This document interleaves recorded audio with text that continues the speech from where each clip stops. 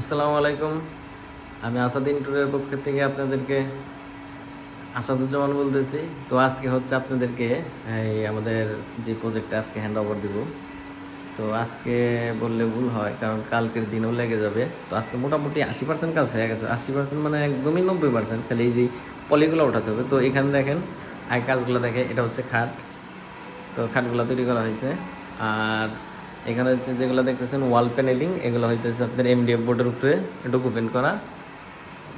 আর হচ্ছে এই পাশে ভিতরে একটা ড্রেসিং টেবিল দিয়ে আছে, গ্লাসটা আসে না এখনো, আজকে ইনশাল্লাহ আসবো। আর এখানে হচ্ছে একটা আলমারি।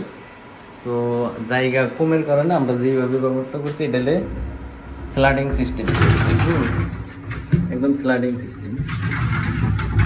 আশা করি অল্প জায়গার মধ্যে কীভাবে কাজ করবেন এগুলো পরিকল্পনা প্ল্যান থাকে যে এইভাবে করলে ভালো হয়। আর এটা হচ্ছে মাস্টার বেডরুম, ওইখানে আলমারি আছে। আলমারি আমরা ব্যবহার করছি যে এই গোল্ডেন শিটগুলা, স্পিল বোর্ড। আর সিলিং আছে, সিলিংয়ের কাজও আছে।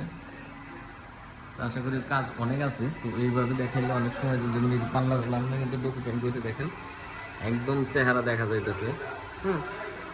মানে আমাদের কাজের কোয়ালিটি অন্যরকম, রেটও বেশি, কাজের ফিনিশিংও ভালো, সব দিক দিয়ে ভালো। যেমন এই পাশে একটা খাট আছে, ওই মাঝখানের পোর্শনটা কিন্তু ফোম হবে। আর এই পাশে হচ্ছে আপনার ফোম হবে। এটা কিন্তু একটা আলমারি, এটা হলে গেস্ট রুম। এটা গেস্ট রুমের কাজ। এখানে হচ্ছে মিডল গ্লাস আছে, ওইখানে ড্রেসিং টেবিলের মতো করে দেওয়া হয়েছে। আর ভিতরে জায়গা আছে, এখানে হ্যাঙ্গারের ব্যবস্থা করা হয়েছে। এখানে টিপসিট ক্যান লাগানো হয়েছে, টিপসিট ক্যানি উপরেও দেওয়া হয়েছে, টিপসিট ক্যানি।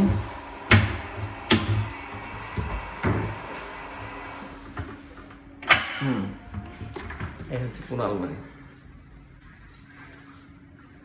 তো আগে ঘুরে ঘুরে দেখে, তারপর আমরা বিস্তারিত আলোচনা করি।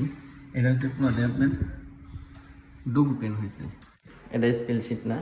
তো স্পেল শিট ডোকু পেন একই অবস্থা। তো এখানে দেখেন ডাইনিং স্পেসে, ডাইনিং স্পেস তো ছোটো, কিন্তু এই জিনিসটা খুবই পছন্দ হয়েছে আমার কাছে।